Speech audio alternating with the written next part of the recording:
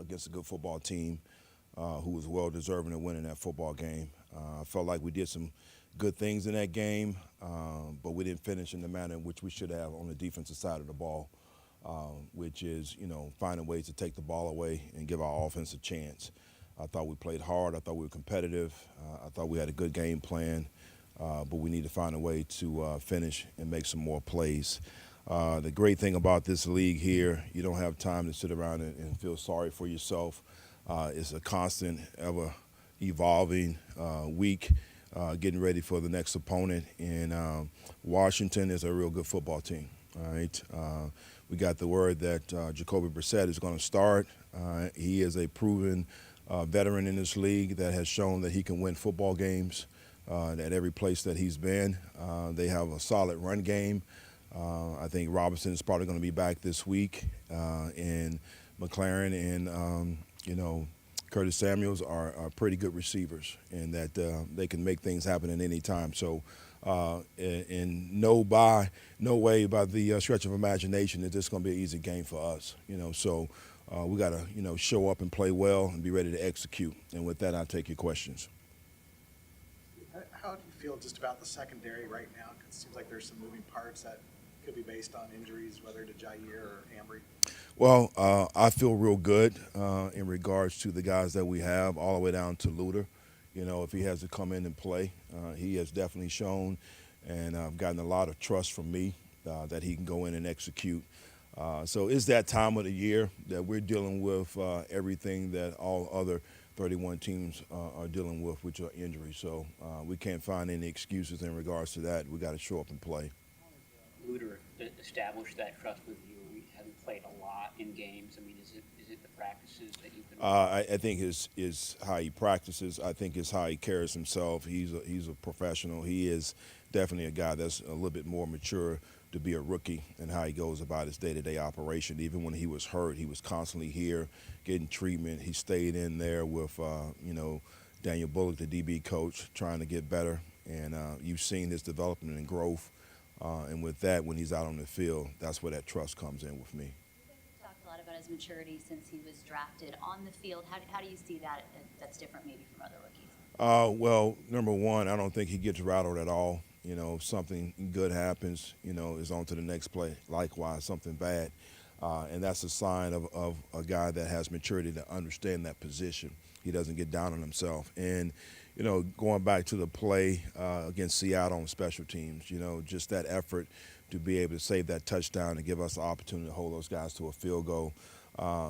Those kind of plays and those things that he puts on tape is how I equate that trust. Logan Ryan assimilated to the system. You want me to give him credit for that question or you? All right. Logan has done a great job. I was excited when we got him. I knew at some point in time that he was going to do a great job in stepping in for us. His leadership there, and I talked to Fred about this coming off the field yesterday, and I was like, did you feel and see Logan? He's like, yeah, man, he talks. And that's the great sign of a safety, his ability to communicate, particularly when you got a new guy in there and he's stepping up and doing those things. So I like his presence. He has skin on the wall, as I call it. He's been around the league for a while, played in a couple of Super Bowls, so he understands the magnitude of where we are at this time of the year. Chris does a tremendous job, him and Tap, for his meeting with those new guys that we have in. And, they took him out there early, took him to the side and started really trying to change up, his stance, his get off. He's been more of a two-gap guy his whole career. And, of course, you all know that our mindset's a little different. We come off the ball here. So I like his explosion and how he comes off. He plays with violent hands. So I'm excited to have him and looking forward to seeing what he can do for us. You went with Verrett over Womack this week. What went into that decision? What do you want to see from Samuel Womack? Consistency, with all our guys. And, a lot, too, goes into, special teams, in regards to him being up and not being up. And we wanted to give Verrett an opportunity and a chance to be able to get his feet wet, try to get back into the flow of things, and seeing if, he can be one of those guys that I think that can help us down the stretch here as we progress towards the playoffs. Play against that touchdown in the end zone. But otherwise, what did you see from him on the field? I thought, he worked within the defense. I thought his technique was good on that one particular play. I felt like, we teach chest to chest, particularly when you get in the end zone, you can't turn away from the receiver. And that's what he did, and he lost him, in that split second when the ball was being thrown. So definitely something that's correctable and coachable. To be able to play whatever, but do you view Verrett mainly as a nickel right now? Is that where you're kind of using him mostly in practice? Right now, yes. Just for the mere fact, again, I feel very confident in Luter, and you mentioned Sammy as well. So I feel like we have some players out there that we can stack a little bit. To me, it's always that ability if something happens with Demo and then Oliver, who's that third guy. Playing time do you anticipate Joseph Day having on Sunday? It varies. It's something that we'll talk about as a defensive staff. Most importantly, something that I communicate and converse with Kyle. Can Flanagan Fowles, who played safety at Arizona, could he be your emergency safety in a situation if you need a body on game day? I think Oliver is that guy. I like Flan closer to the line of scrimmage. I think he's more effective there. But, I think, as we try to, think ahead, and, I don't know if you guys seen that practice, but Oliver has been really taking a lot of reps at safety the last couple of weeks. So, that would be our next step if something were to happen there. Back to Ryan for a second. You don't often see 32-year-old guys lining up on the outside and going down and covering kicks. What does that say about him to you? Team player, committed, and then also understanding it's the standard here. I was talking about many parts, one body of work. Nobody's bigger than the actual cause. So guys come in and they adapt to how we do things, and that's what he's done. So, again, I like him a lot as a player and as a person. Appreciate you guys. Thank you.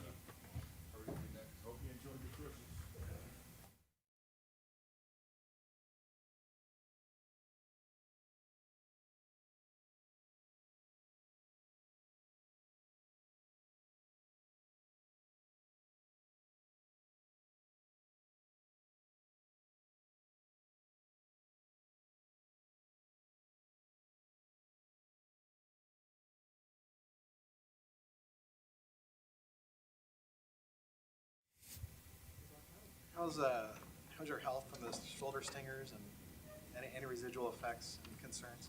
No, it's been good. Just got a lot of treatment done on it and everything.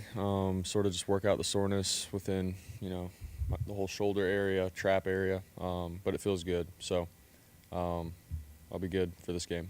After you watch the film of the Ravens, do you feel like you guys have the answers to some of the defensive wrinkles that they showed in that game? Yeah. I feel like our game plan was good just in terms of what we wanted to get done.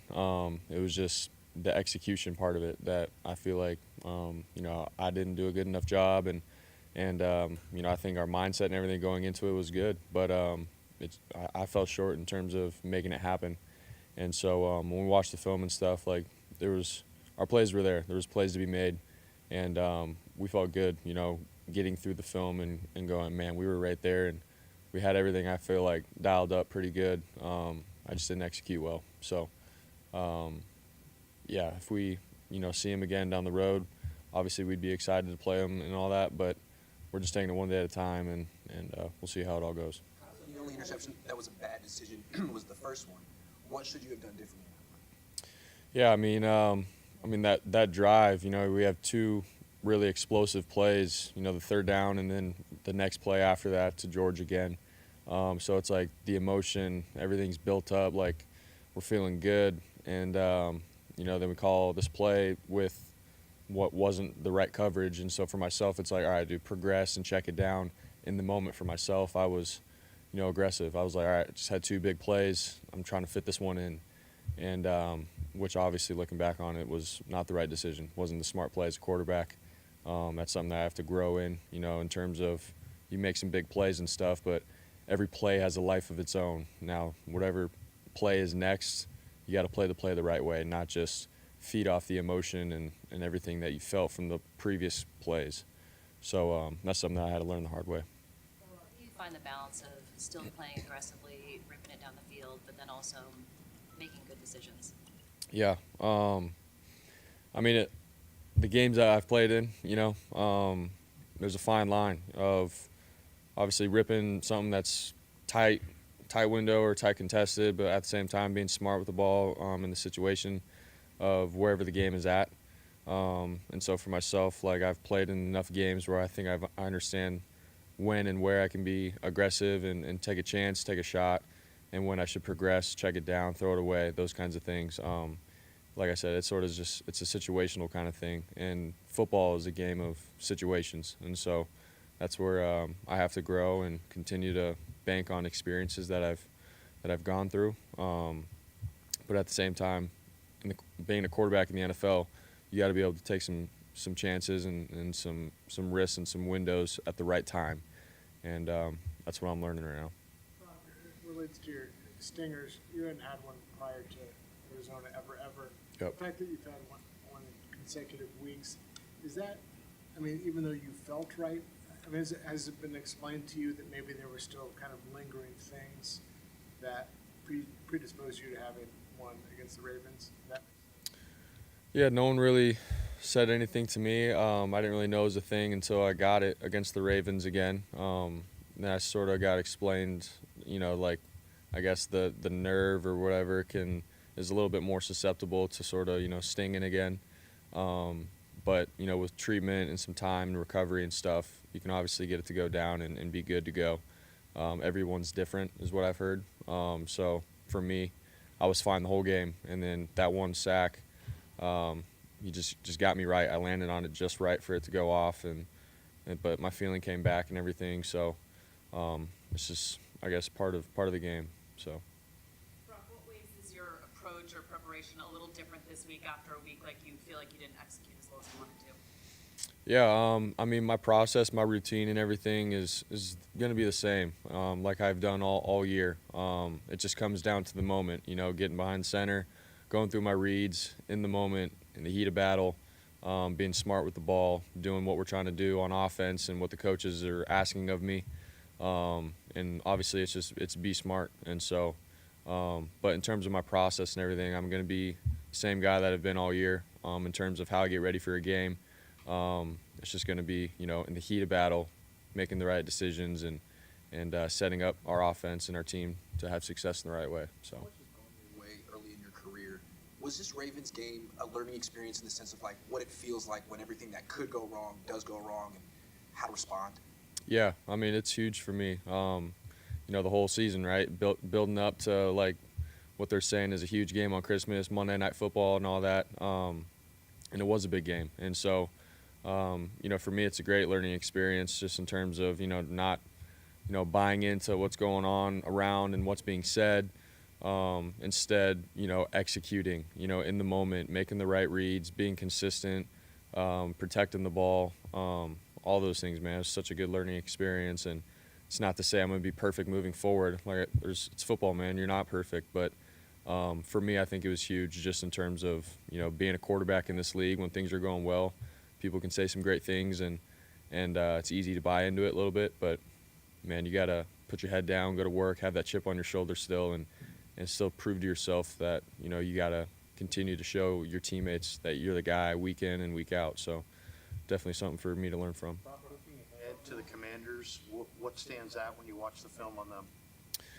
Yeah, I think it starts with the two boys up front, 93 and 94. I feel like they're very disruptive. They've been disruptive really their whole careers and stuff. So for us, we respect them a lot. And then just their coverages behind it and everything. The boys in the secondary, they're sound in what they do. And for us, it's being smart with the ball, being on the right side of the field with our reads, and going through my progressions and being efficient. I feel like they've done a good job of, making some quarterbacks, have to be efficient and take the shots when the opportunity presents itself. But I think overall they're a solid squad and sound in what they do. So for us, we can't get greedy or anything. We have to, for me, I have to go through my reads and stay disciplined more than anything. So. Said yesterday that he felt like the most valuable experience for you the other night was continuing to compete after the interceptions. Can you take us into those moments of what you were thinking of, like how you flush and how you kind of move on to continue to compete in those moments, and maybe how it can help you going forward? Yeah. You know, the game and the situation, sort of just happened really quick. They went up quick, and in the second half, third quarter, they're up multiple scores, and so then it sort of feels like, all right, we have to make a play, and at the same time, we got all these turnovers, so don't turn the ball over. So just mentally, it was a good experience to understand, like, you have to play one play at a time. Even if we're down multiple scores, you still have a whole second half to play. You have to still think clearly in terms of what we're trying to do with each play, not just try to get back into the game with one or two plays, with explosives. It's being smart. It's taking a 5-yard out route or a check down and getting a first down and managing those situations and playing quarterback still to get your team back in the lead, by being an efficient quarterback. So those are all things that I had to learn. Towards the end, I feel like I was searching for those big plays to get back in the game rather than playing the position. And so watching the film was tough, but it was good for me. I had to learn it, and I'm glad it happened now. So. So many of your teammates, especially Nick Bosa, spoke out in support of you after the game. What does that mean to you, and how does that help you approach this week? Yeah, I mean, it's huge, to hear, guys, have my back and all that, which is great. And we understand, I think, the big picture of what we're trying to do, where we're at. And so, obviously, to have a bad game like that, it sucks, and you don't want that to ever happen. But, I mean, they're mature, man, and they get it. And for me, I appreciate them for understanding, the quarterback position and how tough it can be. But also, the reality of where we're at. We're still, number 1 seed. We've gotten here for a reason, not just by chance. And so to hear them, say those cool things, it means a lot to me. But, we're trying to win this week and take it one day at a time, and we'll get to where we need to be by just being in the present. So. Assuming that was your first 4-interception game ever in your life, I guess you kind of alluded to, you don't want to, your mindset is, okay, let's not throw a 5th interception or whatever, but you're also still searching for big plays. So I guess, is it fair to say that you weren't completely I guess, scared or of throwing yet another pick and, oh gosh, it's going to look really bad? That you were still searching for big plays? I don't, it seems like there was a push and pull there, I guess, what I'm trying to say. Yeah, I mean, it's just not being in the right state of mind, as a quarterback. Having the aggressive trigger to, make the throw, the big play, but also, shoot, dude, you don't want to turn the ball over again. It's just it's a sucky state of mind to be in. And so, but that's like the learning experience of going back and just taking it and saying every play has a life of its own. You have to take it one play at a time and not try to win the game by a couple of big plays. And when I'm thinking like that, I just wasn't in the right state of mind, towards the end when we're trying to get back into it. So that's the learning experience. So. Did you make a conscious decision to wear your hat forward today? Nah, I did not. It just happened to be. Yeah, no. I had a hat head coming in here, so I put it on forward. Yeah, that too. I did a little growing up. All right. Thanks, guys. Yeah, appreciate it.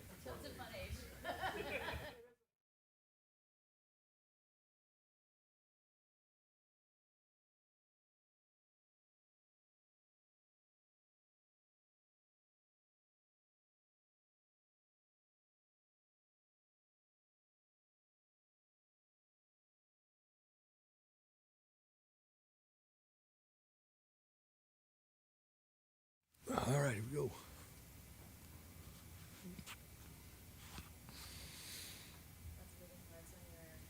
On your offensive line, how do you regroup from the last game?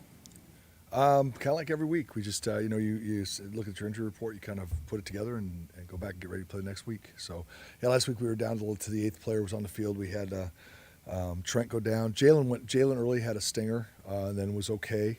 And then something else happened later in the game, so Jalen came out. So Jalen was in. Jalen was up. Jalen was down. Then Jalen went up. Then Trent went down. Then Jalen went in. Then Jalen went down. So then we had to flip Colton over and move Spencer out, and then Banks went down at the end of the game. So. Or offensive linemen, what would Tight end, Charlie wanted to go in. We'd have to kind of, makeshift that. And it's kind of funny. I can't remember. I was telling Trent this morning. because only recently have they gone to 8 offensive linemen. When I got in the NFL, they were always allowed 8 guys. We always had 8 up, but then special teams and everything else took over, so then we went to 7. Everything became 7 all of a sudden. So you had 7, and very few times, probably 3 times in the course of 25, 30 years, did you have to get to the some other position playing offensive line. I think it might have been our last game when when I was there in 14, my last game with Trent in Washington. I think Logan Paulson played left tackle for a series or 2 for us because we were down. We lost Trent, we lost Tom Compton, we lost another guy. And so we had to put Logan in for the last series or 2. So, yeah, this one is 8 linemen, and you lose 3 guys, and if you lose a 4th, then one more guy, you'd have to go and put a tight end in. So it's tough. But everybody's back working, and I don't know what everybody's injury status is for this week, but I think we've got a fair amount of guys to get back at it. After Banks going into the Seattle game on Thanksgiving, kind of working his way through that toe injury and toughing it out and playing in that game. Kyle indicated that this injury is not as bad as that one, but do you think that kind of experience can help him just in terms of mentally, like if he does need to push through something to get in this? Yeah, especially since I think it's similar. It might be the same toe. I don't know I think it might be very similar if it's not the same foot, same toe. So at least he knows the feeling. He's like, oh yeah, this wasn't as bad as last time. It's all an experience that's going to help him. Answering questions about fullback, and in passing, you kind of mentioned that the team's most effective run concept doesn't even really feature a fullback in the traditional. It's more of a one-back. What is it, that play? I'm sorry, that most teams run? No, that your most effective run play. You said it doesn't really feature a fullback in the traditional sense. Oh yeah, it's just an outside zone play, the tight end, and whether we go how we target it and everything, we're just running straight outside zone with no lead back, no nothing. We're just running the tight end side. It's the play we scored on. Christian scored from the 9-yard line on. And we have a receiver on that side. Usually it's responsible for the corner. There's just a couple different rules, but it's not that confusing. It's just a basic zone where we're kind of leverage. There's leverage plays and out leverage plays. In other words, when you're targeting and the play's going, let's say the play's going to the left, and everybody's targets tend to be over there, you kind of have leverage. So you have a chance to cut the defense and run the ball where there's, you've kind of cut the defense off and you've got leverage on the defense, right? Then there's out leverage plays where all our targets are over there, and we're all kind of going over there. And at some point, somebody wins a block and there's an opening for the back to choose. This plays more of those plays that were out leveraged. Everybody's kind of chasing, although on this time it didn't work out that way. But so it's a very basic standard outside zone play, the tight end side.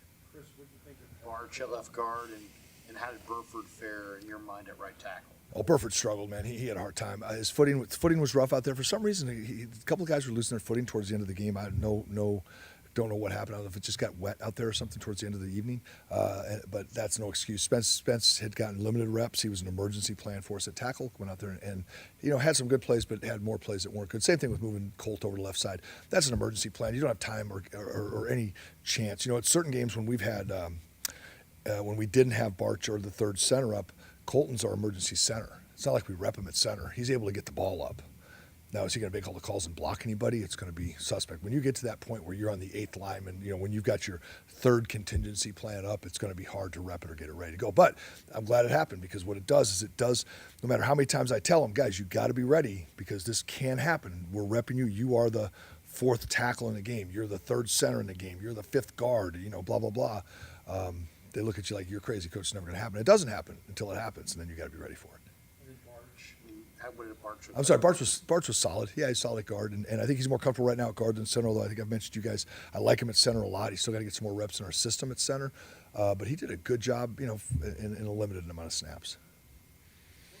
The Ravens doing early that had you guys throwing the ball on that opening drive and the first half seemed. Oh, that's Kyle. I've talked to him about why the play calls come out as they do and what he decides to do on that. We felt really good about.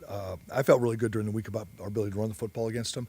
I think we felt good about some of the things we had in the passing game as well. Obviously, Kyle decides to do what he's going to do with the calls, and when he dials them up, we do the best we can. Felt really good and comfortable with how we were going, and I felt until the injuries, I felt we had a good chance. Obviously, the turnover, short field. There's so many things to win in that game to make it not a good game for us. You have to really look for the silver line. I'm not going to stand up here and say, we got beat. I'm not going to sit here and look for, say, it was really not that bad a game. It was a bad game. But there were some spots in the game early where I felt like we had a chance to have a good game running the ball and protecting the quarterback. And obviously that got away from us as the game went on. This might be a weird question, but say you were to watch, like, Packers, Bears, 1965, like a replay. Like, would there be any sort of, I'll just ask the question, would there be any sort of, like, concepts run game type of concepts, you say, well, we still use some of that stuff, or is all that just obsolete? Oh no, there's a lot of stuff that and I wasn't. I'm old, not quite that old, but no, I know, no. Well, no. If I pull any phone out, you're going to see it. Football is a copycat. I mean, so much of it is. I watch Andy every now and then. I remember plays I learned in the West Coast office when I got to Stanford with Denny Green. Denny was still running the pure West Coast offense from Bill Walsh's playbook and the red book that he put in here and that he learned from Bill. And shoot, I watch every now and then Andy Reid. There's plays that pop up that he learned from Mike Holmgren that you're like, oh, wait a minute, it's a different version of, but it's the same play as I remember learning this play 19W, where the Tom Rathman would cut the defensive end and Guy McIntyre would pull around the cut of the defensive end, and you'd hand the ball to Roger Craig around the corner, and they might be handing it to a jet sweep guy with a halfback cutting the end man, but it's all the same concept and play that you'll see people that pull up everywhere. Power plays, sweep plays. There's origins of every play in football. There's only 11 on 11, and you can only cut the pie so many different ways. So there's always going to be something. I'm sure I would glean something from it. Definitely would, especially with some of the stuff that we're doing with more two-back version offense. There wasn't as much one-back shotgun running game and things like that. So that stuff's a little bit new. But there's only there's only so much you could do there. There would be a lot. Commanders D-line look any different without Sweat and Young? Are they doing? No, they're not doing anything different. Their ends are obviously they let go two good players for whatever reasons they had for doing it. They have good players that are backing them up and have stepped in and really benefited from the time they've had to play. You've watched them get better every single week, the guys that took over and playing for Sweat and Young. The interior two players are still the strength of defense. Linebackers are fast and physical. Their secondary is young, but they're aggressive. I mean, this is a solid defensive football team. I'm sure Kyle's talked about it, and every week, man, it's about us. I mean, at the end of the day, all these teams we play, it's a challenge to play. Everybody presents different challenges personnel-wise, but man, as you saw last week, if we don't take care of our business, it doesn't matter who you play, where you play them, or when you play them, man, it can be a challenge. And these guys are a good football team, and they don't have the record to show it, but they do have good players who play well, and they just haven't had things go their way at this point. Thanks, guys.